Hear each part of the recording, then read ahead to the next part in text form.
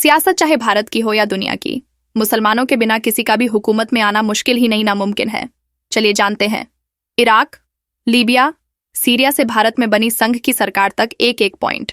तो बने रहे हमारे साथ आखिर तक। आप देख रहे हैं SD24। मैं हुमैरा कुरैशी।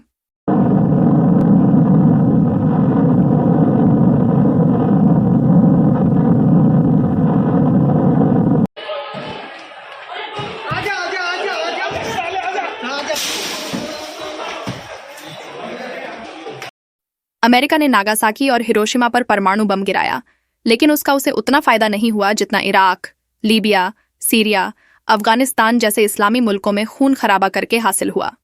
हिरोशिमा नागासाकी से अमेरिका के हाथ घंटा भी नहीं लगा, लेकिन इस्लामी मुल्कों से बिलियंस ऑफ डॉलर्स का तेल और गैस चुराकर अपनी जनता का पेट पाल रहा है।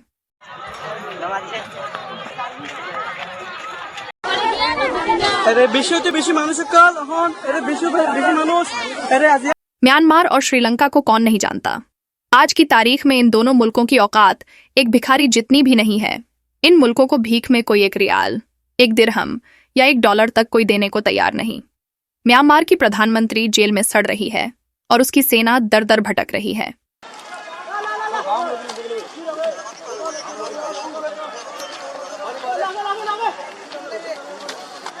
श्रीलंका के राष्ट्रपति, प्रधानमंत्री देश छोड़कर भाग चुके हैं। दुनिया के सबसे तबाह मुल्कों में म्यांमार और श्रीलंका को गिना जाता है। इन मुल्कों की तबाही की वजह कमेंट करके जरूर बताएं।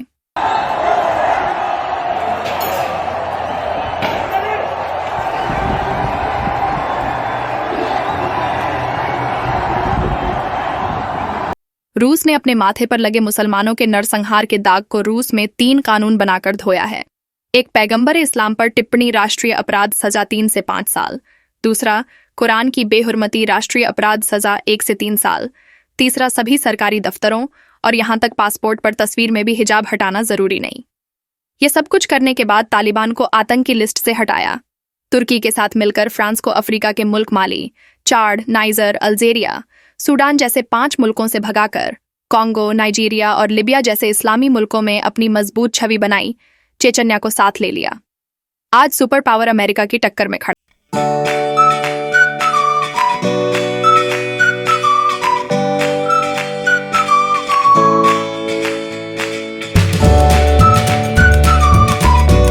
ये जुल्म के दाग को मिटाने के लिए उइगर मुस्लिम बहुल इलाका शिनजियांग को दुनिया का सबसे उन्नत राज्य बनाया, जिसके लिए उइगर मुसलमानों को फ्री ट्रेनिंग देकर दुनिया की एक से बढ़कर एक तकनीक ईजाद की। आज पाकिस्तान की जीडीपी से शिनजियांग की जीडीपी 4 गुना ज्यादा है। यह काम करने के बाद अफगानिस्तान, यूएई, सऊदी अरब, अजरबैजान और ईरान ने गहरी दोस्ती कर ली और इस्लामी मुल्क मिस्र, टोंजानिया, किनिया, इथियोपिया, युगांडा, एरिट्रिया, जिबूटी वगैरह में रेलवे और दूसरे इंफ्रास्ट्रक्चर में निवेश कर बेल्ट एंड रोड से जोड़ दिया।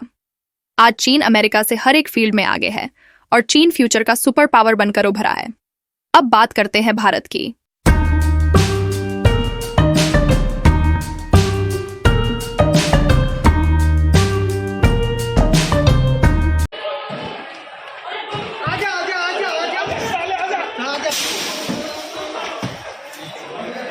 भारत का मुट्ठी भर मुसलमान दुनिया का सबसे कीमती हीरा है, जिसका नाम लेकर 100 करोड़ से ज्यादा लोगों को डराया जाता है और 140 करोड़ लोगों पर हुकूमत कायम की जाती है। कोई मुसलमानों का लाड करके हुकूमत हासिल करता है तो कोई मुसलमानों को लात मरकर हुकूमत हासिल करता है। हालांकि भारत का मुसलमान हमेशा यतीम ही रहा। कुल मिलकर बात यह है, मुसलमानों के बिना भारत की सियासत उस बिरयानी जैसी है जिसमें सब कुछ है लेकिन नमक ही नहीं है।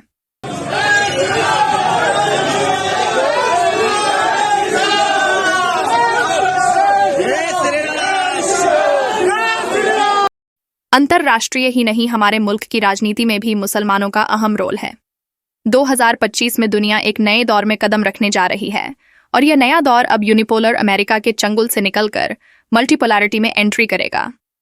पिछले 10 साल में इस्लामी मुल्कों ने इसकी तैयारी शुरू की थी और धीरे धीरे अमेरिका से निवेश घटाकर चीन में निवेश बढ़ा दिया गया।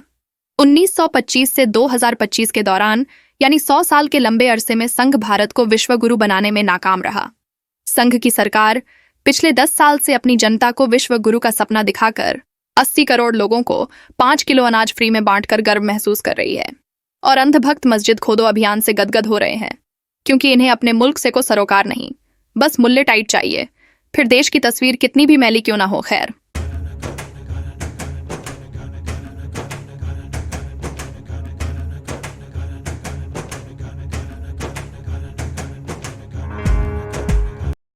संघ ने पिछले 100 साल में कोई ऐसा काम नहीं किया जिसे इतिहास में दर्ज किया जा सके। राम मंदिर बनाया, लेकिन इतिहास में भारत के सुप्रीम कोर्ट का स्टेटमेंट सबसे पहले लिखा जाएगा। बाबर ने कोई मंदिर नहीं तोड़ा, मंदिर तोड़कर मस्जिद बनाई गई, इसका कोई सबूत नहीं मिला। इस स्टेटमेंट को सुनहरे अक्षरों में लिखा जाएगा। संघ ने 1989 के बाद भारत से दुनिया को सिर्फ मजदूर और लेबर के अलावा कुछ नहीं दिया। आज भी सूडान में उत्तर प्रदेश के मजदूर गन्ने के खेतों में काम कर रहे हैं, और इसराइल में सफाई कर्मचारी बम से गिरी इमारतों की रिपेयरिंग, टाइल्स फिक्सर का काम करते हैं।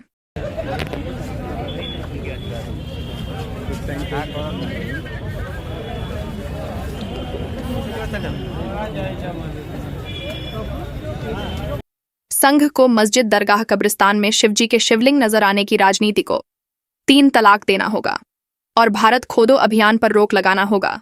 ये हमने 4 महीने पहले ही कह दिया था।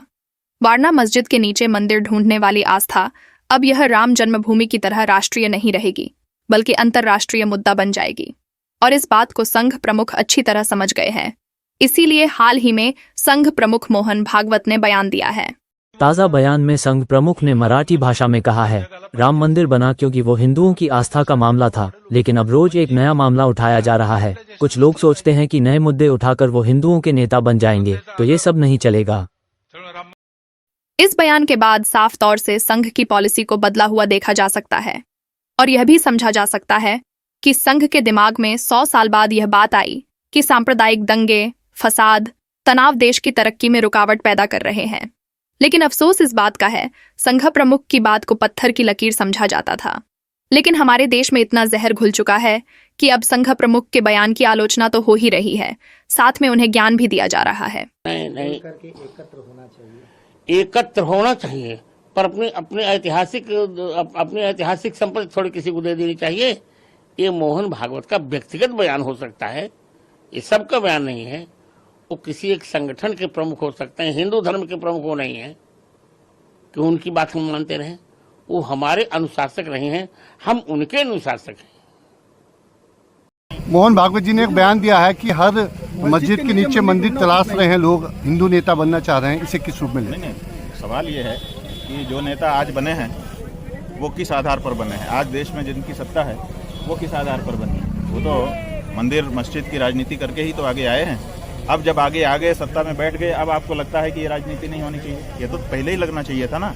ये जो वक्तव्य है ये सुविधाजनक वक्तव्य है कि जब हमको ज़रूरत होगी हम गाड़ी का एक्सीलरेटर दबाएंगे, और जब हमको ज़रूरत होगी तो हम ब्रेक दबा देंगे।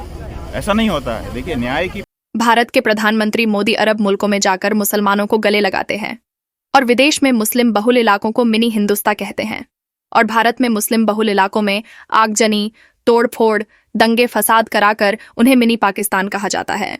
ये उन्हें शायद दिखाई नहीं देता। अरब मुल्कों में विशाल मंदिर बनाए जाने के बाद भी अरबों का धर्म खतरे में नहीं पड़ता, लेकिन भारत में मुसलमान रेहड़ी भी लगा दे तो धर्म खतरे में पड़ जाता है, और मॉब लिंचिंग जैसी वारदातें हो जाती हैं। आप सब भारत के अलग अलग राज्यों से आए हैं, लेकिन आप सभी को देखकर ऐसा लग रहा है जैसे मेरे सामने मिनी हिंदुस्तान उमड़ आया है।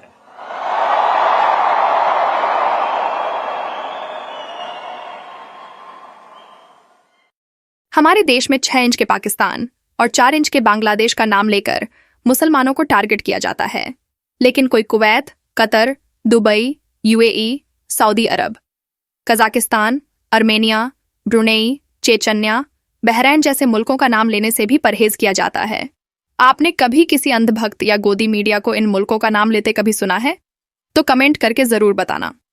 अब भारत को भारत खोदो अभियान, कठुआ, मुल्ला, भड़ुआ जैसे मुद्दों को 3 तलाक देना ही होगा, वरना हमें बाहरी दुश्मनों की जरूरत ही नहीं रहेगी।